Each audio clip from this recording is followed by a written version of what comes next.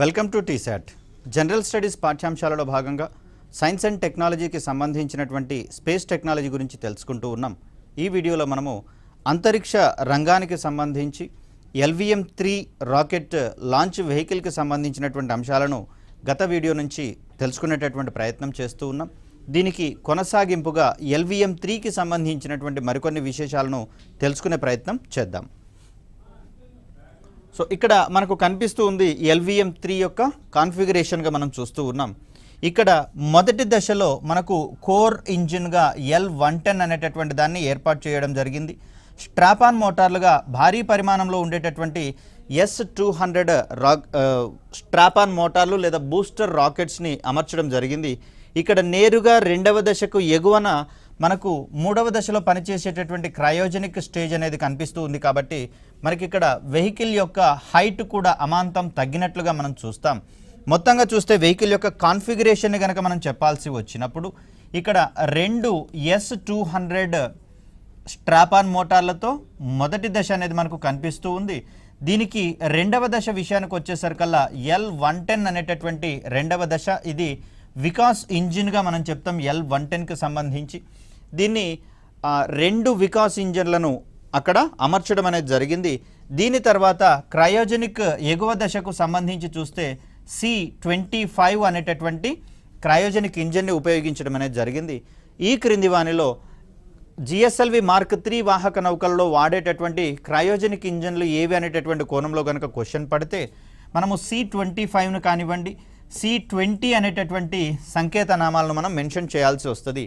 C25 అంటే 25 టన్నుల బరువైనటువంటి cryogenic ఇంధనాలను ఇది కలిగి ఉన్నట్లుగా మనం చూస్తాం. C20 అన్నప్పుడు మనకు 20 టన్నుల పరిమాణంలో ఉండేటటువంటి క్రయోజెనిక్ ఇంధనాలను వాడేటటువంటి ప్రయత్నం చేస్తుంది. ఇక్కడ మనకు లాంచ్ సమయంలో లేదా ప్రయోగ సమయంలో, లిఫ్ట్ ఆఫ్ సమయంలో వాహక నౌక యొక్క బరువు విషయానికి వచ్చేసరికల్లా ఇది 620 టన్నులు ఉన్నట్లుగా మనకు గమనిస్తూ ఉన్నాం. ఇక్కడ మొత్తం వ్యాసం కనుక చూస్తే 4 మీటర్ల వ్యాసం ఉన్నట్లుగా మనకు కనిపిస్తూ ఉంది. ఫీచర్స్ విషయానికి వచ్చేసరికల్లా మనకు 3 స్టేజ్ అంటే 3 దశలలో ప్రయాణించేటటువంటి వాహక నౌకగా, safe impact of all stages అన్ని దశలలోనూ సమర్థవంతంగా సురక్షితంగా ప్రయాణించేటటువంటి వాహక నౌకగా మనకు కనిపిస్తూ ఉంది. ఇక్కడ GSTO విషయానికి వచ్చేసరికల్లా పేలోడ్ కెపాసిటీ విషయంలో మనకు 4.5 టన్నులనే కనిపిస్తుంది. కానీ ఇది కేవలము 3000 కిలోల నుంచి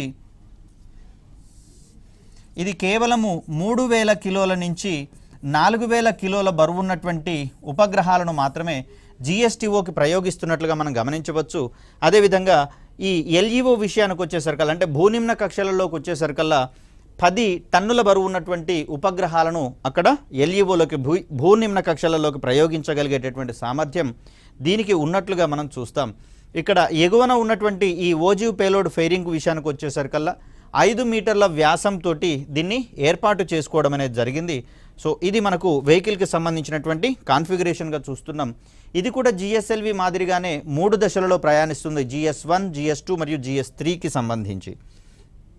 సో మనకి ఇక్కడ కనిపిస్తూ ఉంది మొదటి దశలో కేవలము స్ట్రాపాన్ మోటార్లు మాత్రమే ఉంటున్నాయి. కాబట్టి ఇక్కడ S200 అనేటటువంటి పేరుతోటి మనము 2 స్ట్రాపాన్ మోటార్లను ఇక్కడ అమర్చడం అనేది జరుగుతుంది. ఈ రెండింటి మధ్యలో మనం రెండవ దశలో పనిచేసేటటువంటి L110 అనేటటువంటి లిక్విడ్ ఇంజిన్ని అమర్చడం అనేది మనం చూస్తూ ఉన్నాం. సో ఇక్కడ మిగిలిన PSLV రకాలతో కంపేర్ చేసిన, GSLV రకాలతో కంపేర్ చేసిన అత్యంత శక్తివంతమైనటువంటి సాలిడ్ ఇంధనాన్ని వాడుకునేటటువంటి స్ట్రాపాన్ మోటార్లను వాడడం అనేది జరిగింది. ఇవి మొదటి దశలో మండడం అనేది మనం గమనిస్తాం. మొదటి దశలో కేవలం స్ట్రాపాన్ మోటార్లు మాత్రమే మండడం ద్వారా పైకి ఎగిరేటటువంటి వాహక నౌక ఏది అన్న కోణంలో కనుక క్వశ్చన్ ఎక్స్పెక్ట్ చేస్తే దీన్ని మనము LVM-3ని సమాధానంగా చెప్పాల్సి వస్తుంది. సో ఇక్కడ దీంట్లో ఇంధనంగా HTPB ఇంధనాన్ని వాడేటటువంటి ప్రయత్నం చేస్తాము. ఇది 200 టన్నుల బరువు ఉన్నటువంటి ప్రొపెలెంట్స్గా మనం చూస్తాం. అంటే ఇక్కడ ఫ్యూయల్ విషయానికి వచ్చేసరికల్లా కేవలం మనకు 60 టన్నుల బరువు ఉన్నటువంటి ఫ్యూయల్ అనేది మనకు కనిపిస్తూ ఉంటే ఆక్సిడైజర్ సుమారుగా 70% ఉంటుందని చెప్పేసి అనుకున్నాం. కాబట్టి 140 టన్నుల వరకు మనకు ఆక్సిడైజర్ N2O4 అనేటటువంటి దాన్ని అమర్చడం అనేది జరుగుతుంది. ఇక్కడ నత్రజని సంబంధితమైనటువంటి ఆక్సైడ్స్ని మనము ఆక్సిడైజర్గా వాడేటటువంటి ప్రయత్నం చేస్తూ ఉన్నాం. ఇది మొదటి దశ అసెంబ్లింగ్ అయిపోయిన తర్వాత మనకు రెండవ దశ అసెంబ్లింగ్ అనేది స్టార్ట్ అవుతుంది. ఈ దశలో వాడేటటువంటి ఇంజిన్గా మనము L110 అనేటటువంటి దాని గురించి మాట్లాడుకున్నాం. దీంట్లో 2 వికాస్ ఇంజిన్లు అనేటటువంటివి అమర్చడం జరుగుతుంది కాబట్టి ఇక్కడ 2 నాజిల్స్ అనేవి మనకు కనిపిస్తూ ఉంది. ఇది రెండవ దశలో వాడేటటువంటి L110 ఇంజిన్గా మనం చూస్తాం. దీన్ని కోర్ ఇంజిన్గా మనం వాడేటటువంటి ప్రయత్నం చేస్తూ ఉన్నాం. ఇక దీంట్లో ఇంధనంగా వాడేటటువంటి దాన్ని మనము UDMH ద్రవ స్థితిలో ఉన్నటువంటి UDMH లేదా UH-25 అనేటటువంటి వాటిని ఇక్కడ మనం ఇంధనంగా వాడేటటువంటి ప్రయత్నం చేస్తూ ఉంటాం. ఇక మూడవ దశ విషయానికి వచ్చేసరికల్లా దీన్ని కూడా క్రయోజనిక్ అప్పర్ స్టేజ్ అని లేదా CE25 లేదా CE20 అనేటటువంటి కోడ్ నేమ్స్ తోటి మనము వినియోగించడం అనేది జరుగుతుంది. అదే GSLV Mark 1 Mark 2 విషయానికి వచ్చేసరికల్లా దీంట్లో మనకు CE7.5 అని CE15 అనేటటువంటి క్రయోజనిక్ ఇంజన్లను వాడడం అనేది జరిగింది కాబట్టి సో ఈ వేరియేషన్ మనం కాస్త జాగ్రత్తగా గుర్తుంచుకోవాలి. ఇక్కడ మనకు కనిపిస్తూ ఉంది అసెంబ్లింగ్ యూనిట్లో క్రయోజనిక్ ఇంజన్ని ఇండక్ట్ చేస్తున్నటువంటి క్రమాన్ని మనం చూస్తాం. సో దీన్ని ఎగువ దశకు వర్టికల్గా నిలువుగా తీసుకొని పోయి అమాంతం రెండవ దశలో ఉన్నటువంటి కోర్ ఇంజిన్ మీద కూర్చోబెట్టడం అనేది జరుగుతుంది. దీని తర్వాత ఇక్కడ క్రయోజనిక్ ఇంధనాలను ఫిల్ చేసేటటువంటి ప్రయత్నం చేస్తారు. దాని మీద ఉపగ్రహాన్ని అమర్చి ఉపగ్రహం చుట్టూతా ఓజీవ్ పేలోడ్ ఫెయిరింగ్ అమర్చిన తర్వాత వెహికల్ యొక్క ఇంటిగ్రేషన్ మొత్తం కంప్లీట్ అయినట్లుగా మనం చూస్తాం. ఇక్కడ ఒక దశ మీద నుంచి మరొక దశను మనం అమర్చుతూ పోతూ ఉన్నాం కాబట్టి ఇలాంటి ఇంటిగ్రేషన్ని మనము వెర్టికల్ ఇంటిగ్రేషన్ అనేటటువంటి పదంతో చెప్తాం. నిలువున అమరుస్తున్నాం కాబట్టి ఈ పేరుతో చెప్తాం. మరి అంతక్రితము వేటిలలో వెర్టికల్ ఇంటిగ్రేషన్ కనిపిస్తుంది అంటే ఒక్క SLV శాటిలైట్ లాంచ్ వెహికల్ తప్పించి మిగిలిన అన్ని ASLVలో కావచ్చు, అదేవిధంగా PSLVకి సంబంధించినటువంటి 5 రకాలలో కావచ్చు, GSLVకి సంబంధించినటువంటి Mark 1 Mark 2లో కావచ్చు, అదేవిధంగా LVM3కి సంబంధించి నెక్స్ట్ దీని తర్వాత మనం చెప్పుకోబోయేటటువంటి స్మాల్ శాటిలైట్ లాంచ్ వెహికల్, ఇలా ఏ రకమైనటువంటి వాహక నౌక చూసినా కూడా వాటన్నింటిలలో వర్టికల్ ఇంటిగ్రేషన్ అనేది కనిపిస్తుంది. ఓన్లీ SLVలో మాత్రమే మనకు హారిజాంటల్ ఇంటిగ్రేషన్ అనేది కనిపిస్తుంది. అంటే సమాంతరంగా ఉన్నటువంటి ప్లాట్ఫామ్ మీద ఒక్కొక్క దశను అనుసంధానం చేసుకుంటూ కంప్లీట్గా SLV యొక్క ఇంటిగ్రేషన్ని కంప్లీట్ చేసేటటువంటి ప్రయత్నం చేస్తారు. ఇక ఈ వెహికల్కి సంబంధించినటువంటి డైమెన్షన్స్ని ఒకసారి మనం గమనిస్తే వెహికల్ యొక్క హైట్ విషయానికి వచ్చేసరికల్లా 43.43 మీటర్ల ఎత్తున్నటువంటి వాహక నౌకగా LVM3 అనేది మనకు కనిపిస్తుంది. దీని యొక్క బరువు విషయానికి వచ్చేసరికల్లా ఇది 640 టన్నుల వరకు బరువు ఉండేటటువంటి అవకాశం ఉంది. అంటే 6,40,000 కిలోల బరువుని మనం ఇక్కడ గమనించవచ్చు. దీని యొక్క వ్యాసం విషయానికి వచ్చేసరికల్లా 4 మీటర్ల వ్యాసాన్ని కలిగి ఉంటూ ఉండగా ఓజీవ్ పేలోడ్ ఫెయిరింగ్ విషయానికి వచ్చేసరికల్లా 5 మీటర్ల వ్యాసాన్ని కలిగి ఉంటుంది. ఈ ఓజీవ్ పేలోడ్ ఫెయిరింగ్ యొక్క ఎత్తు విషయం వచ్చేసరికి 8.6 మీటర్స్ హైట్ అనేది మనకి ఇక్కడ కనిపిస్తూ ఉంది. సో ఈ రకమైనటువంటి భారీ ఓజీవ్ పేలోడ్ ఫెయిరింగ్ కారణంగా మనకు 3,000 నుంచి 4,000 కిలోల బరువు ఉన్నటువంటి ఉపగ్రహాలను GSTOలోకి ప్రయోగించగలిగేటటువంటి క్యాపబిలిటీ మనకు ఇక్కడ వచ్చినట్లుగా మనం గమనించాలి. సో దీనికి సంబంధించిన మరికొన్ని అంశాలను కనుక గమనిస్తే దీని యొక్క పేలోడ్ కెపాసిటీ అనేది చూస్తే 3,000 నుంచి 4,000 కిలోల బరువు ఉన్నటువంటి ఉపగ్రహాలను GSTOలోకి ప్రయోగించగలదు. అదేవిధంగా భూనిమ్న కక్షలలోకి గనక చూస్తే ఇది 10,000 కిలోల బరువు ఉన్నటువంటి ఉపగ్రహాలను భూనిమ్న కక్షలలోకి ప్రయోగించగలిగేటటువంటి సాంకేతిక సామర్థ్యాన్ని కలిగి ఉన్నట్లుగా మనకు తెలుస్తూ ఉంది. సో ఇక్కడ మనకు అసెంబ్లింగ్ యూనిట్ నుంచి బయటకు వస్తున్నటువంటి LVM3 వాహక నౌకను మనం ఇక్కడ గమనించవచ్చు. దీన్ని ఇక్కడ కింద కనిపిస్తున్నటువంటి ప్లాట్ఫామ్ ద్వారా నేరుగా లాంచ్ ప్యాడ్ దగ్గరికి తీసుకొని వెళ్ళి ఇక్కడి నుంచి నేరుగా రాకెట్ని లాంచ్ చేసేటటువంటి ప్రయత్నం చేస్తారు. సో ఇక్కడ లాంచ్ హిస్టరీకి సంబంధించి మనం గమనిస్తే మొత్తంగా మనకు 7 ప్రయోగాలు LVM3 తరహా ప్రయోగాలు జరిగినట్లుగా మనం ఇక్కడ చూస్తూ ఉన్నాం. దీంట్లో భాగంగా మొట్టమొదటిదైనటువంటి LVM3 ప్రయోగము, దీన్నే మనం లాంచ్ వెహికల్ Mark 3 ఎక్స్పెరిమెంట్గా మనం చూస్తూ ఉన్నాం. దీనిని డిసెంబర్ 18, 2014న చేపట్టడం అనేది జరిగింది. దీంట్లో భాగంగా కేర్ మిషన్ అనేటటువంటి దాన్ని మనం ప్రారంభించుకోవడం జరిగింది. ఈ మిషన్ విజయవంతంగా ప్రయోగించడం అనేది చూస్తూ ఉన్నాం. సతీష్ ధావన్ అంతరిక్ష కేంద్రం నుంచే అన్ని ఉపగ్రహ ప్రయోగాలు జరుగుతూ ఉన్నాయి కాబట్టి ప్రతిసారి మనం ఎక్కడి నుంచి జరుగుతుందనేటటువంటి విషయాన్ని పేర్కొనడం లేదు, జాగ్రత్తగా గమనించాలి. ఇక్కడ కేర్ మిషన్కి సంబంధించి చూస్తే దీనికి సంబంధించి కొన్ని పాయింట్స్ మనం మాట్లాడుకోవాల్సి ఉంది. ఇక్కడ గగన్యాన్ మిషన్ చేపడుతున్నటువంటి క్రమాన్ని మనం చూస్తే దీనికి సంబంధించినటువంటి ఆరంభ సన్నాహక కార్యక్రమంగా మనకు 2014లో జరిగినటువంటి LVM-3 ప్రయోగం అనేది మనకు కనిపిస్తూ ఉంది. సో ఇక్కడ కేర్కి సంబంధించినటువంటి అబ్రివేషన్ కనుక మనం గమనిస్తే క్రూ మాడ్యూల్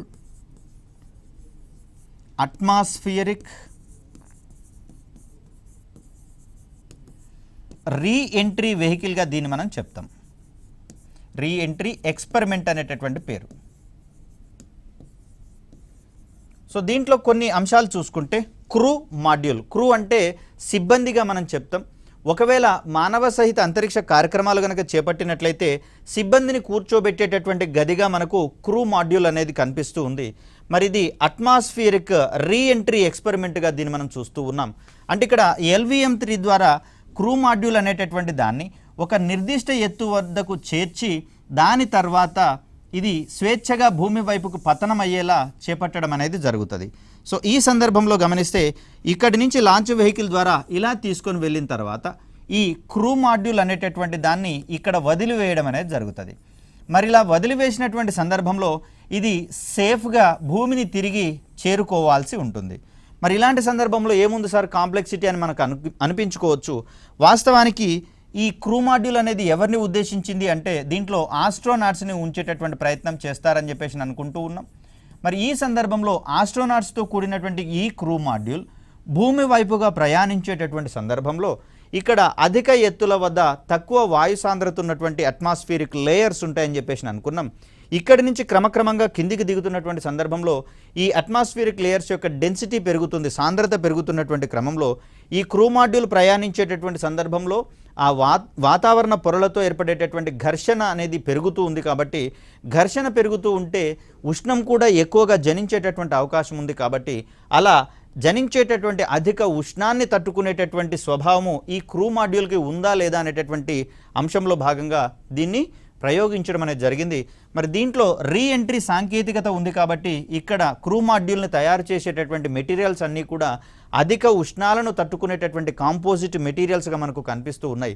దీంట్లో భాగంగా వెలువడేటటువంటి ఉష్ణాన్ని తగ్గించేటటువంటి కోణంలో మనకు థర్మల్ ప్రొటెక్షన్ సిస్టమ్ లాంటి వాటిని కూడా ఇందులో ఏర్పాటు చేసేటటువంటి ప్రయత్నం చేస్తారు.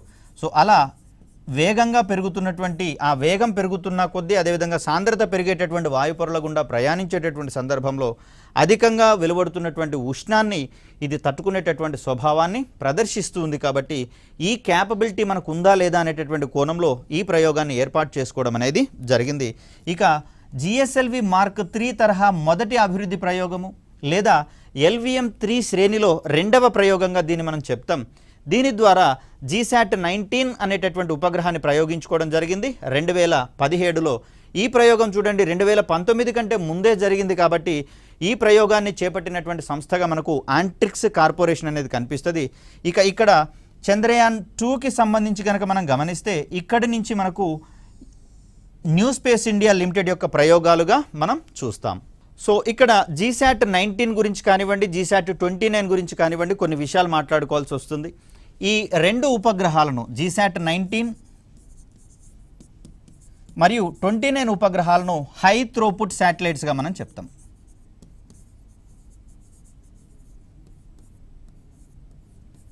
హై థ్రోపుట్ శాటిలైట్స్గా మనం చెప్తాం. ఇవి ఎక్స్క్లూజివ్గా హై స్పీడ్ ఇంటర్నెట్ సర్వీసెస్ని దేశవ్యాప్తంగా అందించేటటువంటి కోణంలో వీటిని లాంచ్ చేయడం అనేది జరిగింది. వీటితో పాటుగా మరొక శాటిలైట్ GSAT-11 అనేది కనిపిస్తుంది. సార్ ఇక్కడ ఏ లిస్ట్లో కూడా GSAT-11 కనిపించలేదు కదా అంటే ఇది వాస్తవానికి 5000 కేజీల కంటే బరువు ఉన్నటువంటి ఉపగ్రహంగా మనం చూస్తూ ఉన్నాం. మరి 5000 కేజీల కంటే అధిక బరువు ఉన్నటువంటి ఉపగ్రహాలను ప్రయోగించే సామర్థ్యం మన దగ్గర లేదు. మన దగ్గర ఉన్నటువంటి సామర్థ్యం కేవలం 4000 కేజీల కంటే తక్కువ బరువు ఉన్నటువంటి ఉపగ్రహాలు మాత్రమే ప్రయోగించగలుగుతాం కాబట్టి దీన్ని ఫ్రెంచ్ గయానా నుంచి ప్రయోగించుకోవడం జరిగింది. కాబట్టి కేవలము స్వదేశీ ఉపగ్రహాలను మాత్రమే మనము ఇక్కడ ఎక్స్ప్లెయిన్ చేసుకుంటూ ఉన్నాం కాబట్టి ఈ లిస్టులో మనకు GSAT-11 యొక్క పేరు కనిపించదు. అండ్ వెరీ రీసెంట్గా రాబోయేటటువంటి నెక్స్ట్ మండే అంటే 18th రోజున నవంబర్ 18, 2024 రోజున GSAT-20 లేదా దీన్నే GSAT-N2 అనేటటువంటి పేరుతోటి చెప్తూ ఉన్నారు. ఇది నవంబర్ 18, 2024న దీన్ని ప్రయోగించబోతూ ఉన్నారు. ఎక్కడి నుంచి అనుకున్నప్పుడు ఇక్కడ ఒక వేరియేషన్ కనిపిస్తుంది కాబట్టి దీన్ని ఎక్స్ప్లెయిన్ చేయాల్సి వస్తుంది. ఏంటంటే ఇప్పటి వరకు స్వదేశీయంగా మనకు ప్రయోగించే సామర్థ్యం కనుక లేకపోతే మనం ఫ్రెంచ్ గయానా నుంచి ప్రయోగించేటటువంటి వారిని ఇక్కడ GSAT-20 విషయానికి వచ్చేసరికల్లా దీన్ని USA నుంచి ప్రయోగించడం జరుగుతుంది. ఎలాన్ మస్క్కు చెందినటువంటి స్పేస్ ఎక్స్ వీరికి సంబంధించినటువంటి ఫాల్కన్ 9 రాకెట్ ద్వారా దీన్ని ప్రయోగిస్తూ ఉన్నారు. దీని యొక్క బరువు వచ్చేసరికల్లా మనకు 4700 కేజీల బరువు అనేది కనిపిస్తుంది. కాబట్టి ఈ సందర్భంలో ఈ ప్రయోగాన్ని స్వదేశీయంగా కాకుండా విదేశీ రాకెట్ ద్వారా ప్రయోగించేటటువంటి ప్రయత్నం చేస్తూ ఉన్నాం. మరి ఎందుకు సార్ ఇవన్నీ చెప్పుకుంటున్నాము అంటే ఇక్కడ GSAT-11కి కూడా హై త్రోపుట్ శాటిలైట్గా పేరుంది. అదేవిధంగా ఇప్పుడు ప్రయోగించబోయేటటువంటి GSAT-20ని కూడా మనం హై త్రోపుట్ శాటిలైట్గా పేర్కొంటూ ఉంటాం. ఇవి దేశవ్యాప్తంగా హై స్పీడ్ ఇంటర్నెట్ కోసము ఉద్దేశించబడినటువంటి ఉపగ్రహాలుగా మనకు తెలుస్తూ ఉంది. ఇక్కడ మరొక విషయం ఏంటంటే GSAT-11ని కనుక మనం గమనిస్తే ఇది 5000 కేజీల కంటే బరువు ఉన్నటువంటి ఉపగ్రహం కాబట్టి భారతదేశం రూపొందించినటువంటి అతి భారీ ఉపగ్రహంగా దీనికి పేరుంది. అతి భారీ ఉపగ్రహంగా GSAT-11కి పేరుంది కాబట్టే దీన్ని మనం బిగ్ బర్డ్ అనేటటువంటి పేరుతో పిలుచుకుంటాము. ఇక GSAT-1929 విషయానికి వచ్చేసరికల్లా భారతదేశం రూపొందించి స్వదేశీయంగా ప్రయోగించిన ఉపగ్రహాలన్నింటిలలోకి GSAT-29 అనేది అతి భారీ ఉపగ్రహంగా మనకు కనిపిస్తుంది. సార్ మరి దీన్ని అతి భారీ అనుకున్నాం కదా అంటే వాస్తవానికి ఇది స్వదేశీయంగా రూపొందించబడింది కానీ స్వదేశీయంగా ప్రయోగించబడలేదు. కాబట్టి ఆ సందర్భంలో ఇక్కడ మనం ట్యాగ్ లైన్ మార్చాము కాబట్టి వేరియేషన్ వచ్చింది కాబట్టి ఆన్సర్ మారింది. సో స్వదేశీయంగా తయారు చేయబడి స్వదేశీయంగా ప్రయోగించబడినటువంటి ఉపగ్రహాలలో అతి భారీ ఉపగ్రహంగా మనకు GSAT-29 పేరుంది. ఇది రెండవ ఉపగ్రహంగా మనము చూస్తూ ఉంటాం GSAT-19ని. అలా వీటి యొక్క స్పెషాలిటీస్ని మనం గుర్తుంచుకోవాల్సి వస్తుంది. GSAT-20 అనేది విదేశీయంగానే ప్రయోగించబడుతుంది కాబట్టి దీనికి సంబంధించి మనకు పెద్దగా క్రైటీరియా ఏమీ లేదు. కాకపోతే 19, 29 అదేవిధంగా GSAT-11 మరియు GSAT-20 వీటిని మనం హై త్రోపుట్ శాటిలైట్స్గా పరిగణిస్తూ ఉంటాం. కాబట్టి ఈ క్రింది వానిలో హై త్రోపుట్ శాటిలైట్గా పరిగణించబడే ఉపగ్రహం ఏది అన్నప్పుడు ఈ 4 పేర్లను మనం మెన్షన్ చేసుకోవాల్సి వస్తుంది. ఇక నెక్స్ట్ వచ్చేసరికల్లా మనకు భారతదేశము అత్యంత ప్రతిష్టాత్మకంగా ప్రారంభించినటువంటి కార్యక్రమాలుగా ఈ చంద్రయాన్-1 మరియు చంద్రయాన్-2 మిషన్స్ అనేవి మనకు కనిపిస్తూ ఉన్నాయి. చంద్రయాన్-1 కోసం మనం PSLV XL తరహా వాహక నౌకలను ఉపయోగించుకుంటే మొదటిసారిగా చంద్రయాన్ కార్యక్రమం కోసము GSLV Mark 3 వాహక నౌక లేదా LVM-3 వాహక నౌకను ఉపయోగించుకోవడం జరిగింది. సో ఈ సందర్భంగా జూలై 22, 2019న ప్రారంభించినటువంటి ఈ ప్రోగ్రామ్ని మనము హై ఎర్త్ ఆర్బిట్ వరకు చేర్చేటటువంటి ప్రయత్నం చేసినాం. మరి మొదటిసారిగా చేపట్టినటువంటి PSLV XL వాహక నౌక ద్వారా చంద్రయాన్-1ను చేపట్టినటువంటి సందర్భంలో అక్కడ ఆ చంద్రయాన్-1ని విడుదల చేసినటువంటి హై ఎర్త్ ఆర్బిట్ కంటే కూడా అధిక ఎత్తులో ఉన్నటువంటి ఆర్బిట్లోకి GSLVని వాడడం ద్వారా లేదా LVM-3ని వాడడం ద్వారా ఎక్కువ ఎత్తులో ఉన్నటువంటి కక్షలోకి చేర్చడం వల్ల అక్కడ చంద్రయాన్-2 యొక్క లైఫ్ టైం పెరిగినట్లుగా ఇస్రో ప్రకటించడం అనేది జరిగింది. ఇది PSLV కన్నా LVM-3 యొక్క ఆధిపత్యం ఎంతుందో వివరించేటటువంటి సందర్భం. అంతేకాని ఇక్కడ ఏ రాకెట్ గొప్పది అనేటటువంటి చర్చ అనేది జరగదు. కాకపోతే కాలక్రమంలో వచ్చినటువంటి అడ్వాన్స్మెంట్స్ వల్ల ఇవి సక్సెస్ అయినట్లుగా మనం ఇక్కడ చూస్తాం. ఇక 5th, 6th ఎక్స్పెరిమెంట్స్ విషయానికి వచ్చేసరికల్లా వీటికి కూడా కొన్ని ప్రత్యేకతలు అనేవి ఇక్కడ సమకూరడం జరిగింది. ఏంటివి అంటే ఇప్పటి వరకు చేపట్టినటువంటి ప్రయోగాలలో ఇస్రో ప్రతి GSLV వాహక నౌక ద్వారా ఒక్కొక్క ఉపగ్రహాన్ని మాత్రమే ప్రయోగం చేసింది. For the first time 5th and 6th ఎక్స్పెరిమెంట్స్లలో భాగంగా మల్టిపుల్ శాటిలైట్స్ని ఒకటేసారి లాంచ్ చేసేటటువంటి ప్రయత్నం చేసింది ఇస్రో లేదా న్యూ స్పేస్ ఇండియా లిమిటెడ్గా దీన్ని మనం చెప్తాం. మోరోవర్ ఇక్కడ వీటికి సంబంధించి శాటిలైట్స్ని కనుక చూస్తే OneWebకి సంబంధించినటువంటి మొదటి జనరేషన్ 36 కమ్యూనికేషన్ ఉపగ్రహాలను ప్రయోగించడం జరిగింది. మరి కమ్యూనికేషన్ ఉపగ్రహాలను GSTO వరకు తీసుకొని పోయారా అంటే ఇక్కడ చేపట్టినటువంటి లాంచ్ మొదటిసారిగా ఎల్ఈఓ వరకే తీసుకొని పోవడం అనేది జరిగింది. మనం ఇంత క్రితమే చెప్పుకున్నాము, జిఎస్టీఓలో గనక కమ్యూనికేషన్ ఉపగ్రహాలను గనక ప్రయోగిస్తే లాటెన్సీ అనేటటువంటిది ఏర్పడుతుంది. అంటే దీన్నే మనము జాప్యము అంటాం. ఒక సర్వీస్ని పొందేటటువంటి క్రమంలో మనకు అందడానికి పట్టేటటువంటి ఆ డిలే ఏదైతే ఉందో దాన్ని మనం లాటెన్సీ లేదా జాప్యంగా మనం చెప్తాం. మరి ఈ సందర్భంలో జిఎస్టీఓలోకి గనక మనం ఉపగ్రహాలను పంపించి అక్కడి నుంచి సర్వీసెస్ తీసుకునేటటువంటి క్రమంలో సుమారుగా 120 మిల్లీ సెకండ్ల వరకు ఈ జాప్యం ఉండేటటువంటి అవకాశం ఉందని చెప్పేసి చెప్తూ ఉన్నారు. మరి స్టాక్ మార్కెట్ లావాదేవీలలో కావచ్చు, అదేవిధంగా విమానాల యొక్క ల్యాండింగ్ మరియు టేకాఫ్ సమయాలలో ఇలాంటి చిన్న చిన్న డిలేస్ కూడా మనకు చాలా కీలకమైనటువంటి ప్రమాదాలను తీసుకొచ్చేటటువంటి అవకాశం ఉంది. కాబట్టి మరి ఆ సందర్భంలో ఈ డిలేస్ని తగ్గించుకునేటటువంటి క్రమంలో ఇటీవల కాలంలో ఎల్ఈఓలోకి అంటే భూనిమ్న కక్షలలోకి కూడా కమ్యూనికేషన్ ఉపగ్రహాలను ప్రయోగించేటటువంటి ప్రయత్నం చేస్తూ ఉన్నాం. దీంట్లో వన్ వెబ్కి సంబంధించినటువంటి విదేశీ ఉపగ్రహాలు ఇక్కడ జిఎస్ఎల్వి మార్క్ 3 M2 ద్వారా 36 ఉపగ్రహాలను ప్రయోగిస్తే ఇక్కడ 6th ఎక్స్పెరిమెంట్లో భాగంగా జిఎస్ఎల్వి MK3 M3లో భాగంగా మరొక 36 ఉపగ్రహాలు, మొత్తంగా 72 ఉపగ్రహాలను మొదటిసారిగా జిఎస్ఎల్వి వాహక నౌకల ద్వారా ప్రయోగించుకోవడం జరిగింది. ఇప్పటి వరకు కూడా జిఎస్ఎల్వి వాహక నౌకల నుంచి కేవలం స్వదేశీ ఉపగ్రహాన్ని పంపించడం, అది కూడా ఒక్కొక్క ఉపగ్రహాన్ని పంపిస్తే సింగిల్ లాంచ్లో మల్టిపుల్ శాటిలైట్స్ని అవి కూడా విదేశీ ఉపగ్రహాలను ప్రయోగించేటటువంటి అవకాశం అనేది మనకి ఇక్కడ లభించడం జరిగింది. వాస్తవానికి వీటిని రష్యా ప్రయోగించాల్సి ఉండగా రష్యా తన అసమర్థతను తెలియజేయడంతో, అశక్తతను తెలియజేయడంతో భారతదేశానికి ఈ ప్రయోగం అనేది చేపట్టడం జరిగింది. మల్టిపుల్ శాటిలైట్స్ని జిఎస్టీఓలోకి కాకుండా ఎల్ఈఓలోకి ప్రయోగించినటువంటి మొదటి ప్రయోగంగా మనకు జిఎస్ఎల్వి MK3 M2 ఉంటే, దానికి సంబంధించినటువంటి రెండవ ప్రయోగంగా జిఎస్ఎల్వి MK3 M3 అనేది నిలబడుతూ ఉంది. 2022లో జిఎస్ఎల్వి MK3 M2 ప్రయోగం జరిగితే 2023 మార్చి 26 నాడు జిఎస్ఎల్వి మార్క్ 3 M3 ప్రయోగం అనేది జరిగినట్లుగా మనం ఇక్కడ చూస్తూ ఉన్నాం. ఇక 4వ ప్రయోగంలో అత్యంత కీలకమైనటువంటి అంటే జిఎస్ఎల్వి మార్క్ 3 M4 ప్రయోగంగా దీన్ని మనం చూస్తూ ఉన్నాం. ఇక్కడ మొత్తంగా చూస్తే LVM3 ప్రయోగాలలో 7వ ప్రయోగంగా ఇది మనకు గమనిస్తూ ఉన్నాం. జూలై 14, 2023న భారత్ అత్యంత ప్రతిష్టాత్మకంగా చేపట్టినటువంటి చంద్రయాన్ 3 ప్రయోగానికి కూడా దీన్ని మనము ఉపయోగించడం అనేది జరిగింది. దీని సహాయంతో భారతదేశము చంద్రుని యొక్క దక్షిణ ధ్రువం దగ్గర దిగినటువంటి మొట్టమొదటి ప్రపంచపు దేశంగా అవతరించడం అనేది జరిగింది. మరి దానికి సంబంధించినటువంటి సమస్త సమాచారాన్ని ఒక స్పెషల్ వీడియోలో తెలుసుకునేటటువంటి ప్రయత్నం చేద్దాం, చంద్రయాన్కి సంబంధించినటువంటి మొత్తం వివరాలు. సో ఇలా మనకు LVM3 యొక్క లాంచ్ హిస్టరీ అనేది కనిపిస్తుంది.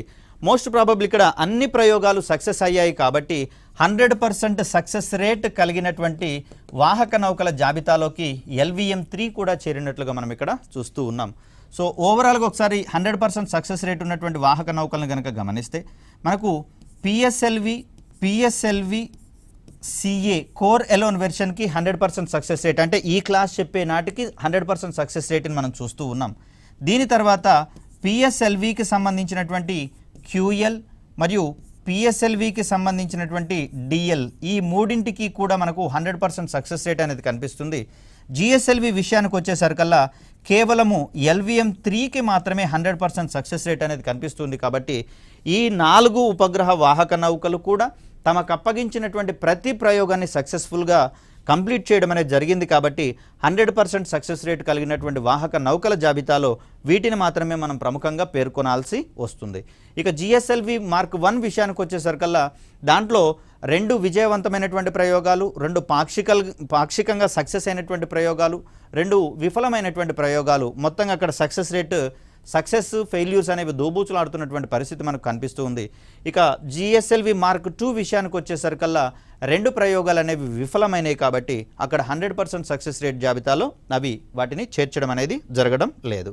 సో ఇక్కడ మరి LVM3 తోటి సరిపోలగలిగేటటువంటి వాహక నౌకల మీద కూడా ఒక్కోసారి క్వశ్చన్ పడేటటువంటి అవకాశం ఉంది. కాబట్టి ఈ కోణంలో గనక మనం గమనిస్తే రష్యాకు సంబంధించినటువంటి అంగారా అనేటటువంటి వాహక నౌక LVM3 తోటి సరిపోలగలిగేటటువంటి శక్తి సామర్థ్యాలు ఉన్న రాకెట్గా మనకు కనిపిస్తుంది. ఫ్రాన్స్కు సంబంధించి చూస్తే ఏరియన్ 5 అనేటటువంటి రాకెట్ మనకు కనిపిస్తుంది. USA విషయానికి వచ్చేసరికల్లా ఫాల్కన్ 9 మరియు టైటాన్ 3C అనేటటువంటివి దీంతో కాంటెంపరీగా ఉన్నట్లుగా మనం గమనిస్తూ ఉన్నాం. జపాన్ విషయానికి వచ్చేసరికల్లా H2A అనేటటువంటి రాకెట్, అదేవిధంగా చైనా విషయానికి వస్తే లాంగ్ మార్చ్ 3B మరియు లాంగ్ మార్చ్ 7 అనేటటువంటి 2 వాహక నౌకలు. అదేవిధంగా ఉక్రెయిన్ విషయానికి వచ్చేసరికల్లా జెనిత్ అనేటటువంటి రాకెట్, ఇవన్నీ కూడా LVM-3 యొక్క శక్తి సామర్థ్యాలతో సమానమైనటువంటి శక్తి ఉన్నటువంటి వాహక నౌకలుగా మనం చూస్తూ ఉన్నాం. సో ఇక్కడ మనకు కనిపిస్తూ ఉంది SSLVకి స్మాల్ శాటిలైట్ లాంచ్ వెహికల్గా దీన్ని మనం పేర్కొంటూ ఉన్నాం. ముఖ్యంగా చూస్తే PSLV వాహక నౌకలను తయారు చేసేటటువంటి క్రమంలో మనకు 3 months టైం తీసుకునేటటువంటి అవకాశం ఉంది ఒక్కొక్క లాంచ్ వెహికల్ని కంప్లీట్గా కాన్ఫిగర్ చేసేటటువంటి క్రమంలో. అదేవిధంగా GSLV విషయానికి వచ్చేసరికల్లా మనకు ఈ సమయము 4 నెలలు పట్టేటటువంటి అవకాశం ఉంది. ఇక్కడ PSLV ద్వారా గమనిస్తే మనకు సుమారుగా 1450 kgల పేలోడ్ సామర్థ్యం అనేది ఇక్కడ మనకు కనిపిస్తూ ఉంటే, GSLV నుంచి గనక గమనిస్తే 1500 నుంచి 4000 కిలోల బరువు ఉన్నటువంటి ఉపగ్రహాలను అవి ప్రయోగించగలుగుతావు సక్సెస్ఫుల్గా. అదేవిధంగా లాంచ్ వెహికల్ యొక్క కాస్ట్ కనుక గమనిస్తే ఇది అరౌండ్ 200 కోట్లకు పైగా వ్యయం అయ్యేటటువంటి అవకాశం ఉంది దీన్ని తయారు చేసేటటువంటి క్రమంలో. దీనికి కూడా ఇంచుమించుగా ఒక 150 కోట్ల వరకు ఖర్చు అయ్యేటటువంటి అవకాశం ఉంది PSLVని తయారు చేసేటటువంటి క్రమంలో. మరి ఈ సందర్భంలో ఏదైనా ఒక దేశము అత్యవసరంగా ఉపగ్రహాలు ప్రయోగించేటటువంటి సందర్భంలో ఒక 100 నుంచి 500 కిలోల బరువున్న ఉపగ్రహాలను ప్రయోగించాలని మన దగ్గరకు వచ్చింది అనుకుందాం. ఆ సందర్భంలో మన దగ్గర ఉన్నటువంటి PSLV GSLV లాంచ్ వెహికల్ యొక్క కెపాసిటీ అనేది ఇక్కడ పేలోడ్ సామర్థ్యం కంటే అధికంగా ఉన్నటువంటి పరిస్థితులలో మరి ఈ చిన్న చిన్న ఉపగ్రహాలు లేదా తక్కువ బరువు ఉన్నటువంటి ఉపగ్రహాలను ప్రయోగించాలి అంటే PSLV మరియు GSLV సరిపోతాయా అంటే ఇక్కడ యూనిట్ కాస్ట్ పరంగా ఇవి సరిపోయేటటువంటి అవకాశం లేదు. ఎందుకంటే వీటిని వాడినట్లయితే ప్రొడక్షన్ కాస్ట్ పెరిగేటటువంటి అవకాశం ఉంది. కాబట్టి మరి తక్కువ బరువు ఉన్నటువంటి ఉపగ్రహాలను ప్రయోగించాలి అంటే PSLV మరియు GSLVకి బదులుగా మరొక వాహక నౌకను రూపొందించుకోవడం అనేది ఆవశ్యకమైంది. దీన్నే మనము SSLV లాంచ్ వెహికల్గా మనం చెప్తాం. ఇది కూడా 3 దశలలో ప్రయాణించేటటువంటి వాహక నౌకగా మనకు తెలుస్తుంది. కేవలము 3 రోజుల వ్యవధిలోనే ఒక 20 మంది శాస్త్రవేత్తలు అక్కడ గనక కూర్చుంటే ఈ SSLV లాంచ్ వెహికల్ని రూపొందించేటటువంటి ప్రయత్నం చేస్తారు. దీనికి కేవలము 35 నుంచి 58 కోట్ల రూపాయల వ్యయం అయ్యేటటువంటి అవకాశం ఉంది. కాబట్టి తక్షణమైనటువంటి అవసరాల కోసం వాడగలిగేటటువంటి వాహక నౌకగా మనకు SSLV అనేది కనిపిస్తూ ఉంది. ఇది 3 స్టేజ్లలో ప్రయాణించేటటువంటి వాహక నౌక. అదేవిధంగా 34 మీటర్ల హైట్ అనేది మనకి ఇక్కడ కనిపిస్తూ ఉంది. ప్రయోగ సమయంలో దీని యొక్క మొత్తం బరువు 120 టన్నులుగా మనకు కనిపిస్తూ ఉంది. దీని సహాయంతో 10 నుంచి 500 కిలోలు లేదా 10 నుంచి 500 కిలోల బరువు ఉన్నటువంటి ఉపగ్రహాలను 3 ప్రయోగించగలిగేటటువంటి అవకాశం ఉంది. లేదా ఒక 500 కేజీల బరువు ఉన్నటువంటి ఉపగ్రహాన్ని ప్రయోగించే అవకాశం ఉంది. అలా దీన్ని 500 కిలోమీటర్ల ఎత్తులో ఉన్నటువంటి కక్ష వరకు చేర్చేటటువంటి ప్రయత్నం చేస్తాం. సో దీన్ని తయారు చేసేటటువంటి క్రమంలో కేవలం 3 రోజుల సమయం పట్టేటటువంటి అవకాశం ఉంది. మొదటి ప్రయోగం మనకి ఇక్కడ 2022లో చేపట్టడం జరిగింది. ఇది 2019 తర్వాత చేపట్టిన ప్రయోగం కాబట్టి దీని తయారీలో కావచ్చు, దీని ప్రయోగంలో కావచ్చు న్యూ స్పేస్ ఇండియా లిమిటెడ్ అనేది కీలక పాత్ర అనేది గుర్తుంచుకోవాలి. మరి దీనికి సంబంధించినటువంటి లాంచింగ్స్ విషయాన్ని కనుక మనం గమనిస్తే ఇక్కడ మొదటి స్టేజ్లో మనకు S85 అనేటటువంటిది కనిపిస్తుంది. అంటే 85 టన్నుల ఇంధనాన్ని ఉపయోగించుకునేటటువంటి ఘనస్థితిలో ఉన్న ఇంధనాన్ని ఉపయోగించుకునేటటువంటి కోర్ ఇంజిన్గా దీన్ని మనం చూస్తాం. రెండవ దశ విషయానికి వచ్చేసరికల్లా S7 అనేటటువంటిది మనకు కనిపిస్తుంది. 7 టన్నుల ఇంధనాన్ని ఘనస్థితిలో ఉన్నటువంటి ఇంధనాన్ని ఉపయోగించుకుంటుందని. మూడవ దశకు వచ్చేసరికల్లా S4 స్టేజ్ అనేది మనకు కనిపిస్తుంది. అంటే 4 టన్నుల పరిమాణంలో ఉండేటటువంటి ఘన ఇంధనాన్ని ఉపయోగించుకుంటుందని. మొత్తంగా ఈ ఇంధనాన్ని మనము HTPB ఇంధనంగా చెప్పుకుంటూ ఉంటాం. సో ఇక్కడ పై దశలో అంటే ఉపగ్రహాన్ని కక్షలో చేర్చేటటువంటి క్రమంలో ఒక వెలాసిటీ ట్రిమ్మింగ్ మాడ్యూల్ అనే దాన్ని ఇక్కడ ఏర్పాటు చేయడం అనేది జరిగింది. వెలాసిటీ ట్రిమ్మింగ్ మాడ్యూల్ ఇది ద్రవ ఇంధనాన్ని వాడుకునేటటువంటి ప్రయత్నం చేస్తుంది. ఇది మోనోమిథైల్ హైడ్రజీన్ అనేటటువంటి ఇంధనాన్ని వాడేటటువంటి ప్రయత్నం చేస్తుంది. ఇది తప్పించి మిగిలినటువంటి అన్ని దశలలోనూ ఇది ఘన ఇంధనాన్ని వాడుకుంటుంది. మోరోవర్ స్ట్రాపాన్ మోటార్లు లేనటువంటి వాహక నౌకల జాబితాలోకి SSLV చేరడం అనేది జరిగింది. ఆ కోణంలో చూస్తే మనకు శాటిలైట్ లాంచ్ వెహికల్ కావచ్చు, అదేవిధంగా PSLV కోర్ ఎలోన్ కావచ్చు, SSLV ఇవన్నీ కూడా మనకు స్ట్రాపాన్ మోటార్లు లేనటువంటి వాహక నౌకలుగా మనం చూస్తూ ఉన్నాం. మరి దీనితోటి మనం ప్రధానంగా ఎర్త్ అబ్జర్వేషన్ శాటిలైట్స్ భూ పరిశీలన ఉపగ్రహాలను ప్రయోగించుకోవడం జరిగింది. వీటితో పాటుగా మనకు చెన్నైకి చెందినటువంటి స్పేస్ కిడ్స్ అనేటటువంటి సంస్థ రూపొందించినటువంటి ఆజాదీ శాట్ అనేటటువంటి ఉపగ్రహాలు మనకు కనిపిస్తాయి. ఇది స్పేస్ కిడ్స్ అనేటటువంటి సంస్థ రూపొందించింది. దీని యొక్క చైర్మన్గా సిఈఓగా శ్రీమతి కేసన్ అనేటటువంటి వ్యక్తి కనిపిస్తారు. సో ఈమె ఏం చేస్తుంది అంటే యునైటెడ్ నేషన్స్ ఆర్గనైజేషన్స్ సహకారంతో స్టెమ్ రంగాలలో అంటే science and technology, engineering and mathematics ఈ విభాగాలలో మహిళా సైంటిస్టుల యొక్క అక్కడ ప్రాతినిధ్యాన్ని పెంచేటటువంటి ప్రయత్నం చేస్తూ ఉంది. తద్వారా ఇప్పటి వరకు మనకు స్టెమ్ రంగాలలో ప్రముఖమైనటువంటి సిఈఓ కేటగిరీలో ఉన్నటువంటి మహిళల సంఖ్య చాలా అల్పంగా ఉంటున్నటువంటి సందర్భంలో వారి యొక్క సంఖ్యను పెంచేటటువంటి ప్రయత్నం చేస్తూ ఉంది. మరి ఈ కోణంలోనే ఆజాదీ శాట్ అనేటటువంటి పేర్లతోటి చేపట్టినటువంటి ఈ ఉపగ్రహ ప్రయోగాలలో తను భారతదేశ వ్యాప్తంగా ప్రభుత్వ పాఠశాలలో చదువుతున్నటువంటి, అదేవిధంగా 6 నుంచి 12వ తరగతి వరకు చదువుతున్నటువంటి బాలికల సహాయంతో తను ఈ ఉపగ్రహాలను రూపొందించి ప్రయోగించినట్లుగా మనకు తెలుస్తూ ఉంది. అలా ఎస్ఎస్ఎల్వి శ్రేణిలో మనకు 3 అభివృద్ధి ప్రయోగాలు జరిగినాయి. ఈ 3 అభివృద్ధి ప్రయోగాలలో కూడా తను ఈ ఆజాదీ శాట్ శ్రేణిలోని ఉపగ్రహాలను ప్రయోగించడం అనేది జరిగింది. ఇవి రిమోట్ సెన్సింగ్ మరియు వాతావరణ పరిశోధన కోసం అంకితమైనటువంటి ఉపగ్రహాలుగా మనకు కనిపిస్తూ ఉన్నాయి. మరి వీటి తర్వాత ఇస్రో అత్యంత ప్రతిష్టాత్మకంగా మరికొన్ని ఇంధన సాంకేతికతలకు సంబంధించినటువంటి ప్రయోగాలు చేస్తూ ఉన్నట్లుగా మనం గమనిస్తూ ఉన్నాం. దీంట్లో భాగంగా ఇప్పటివరకు చూసుకుంటే ఫ్యూయల్ ఘనస్థితిలో ఉంటే దానికి సంబంధించినటువంటి ఆక్సిడైజర్ కూడా ఘనస్థితిలోనే ఉండేటటువంటి ఛాన్సెస్ని మనం చూసాం. అదేవిధంగా లిక్విడ్ స్టేట్లో ఫ్యూయల్ ఉంటే ఆక్సిడైజర్ కూడా లిక్విడ్ స్టేట్లోనే ఉండాల్సినటువంటి పరిస్థితి.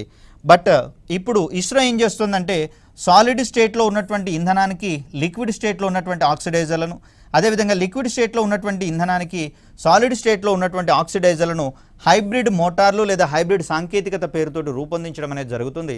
అదేవిధంగా క్రయోజనిక్ ఇంజన్ల స్థానంలో సెమీ క్రయోజనిక్ ఇంజన్లను రూపొందించే ప్రయత్నం చేస్తోంది. దీంట్లో భాగంగా ఇస్రో ఇప్పటికే కిరోసిన్ని కొంచెము ఆధునికీకరించి ఇస్రోసేన్ అనేటటువంటి పేరుతోటి రూపొందించుకోవడం జరిగింది.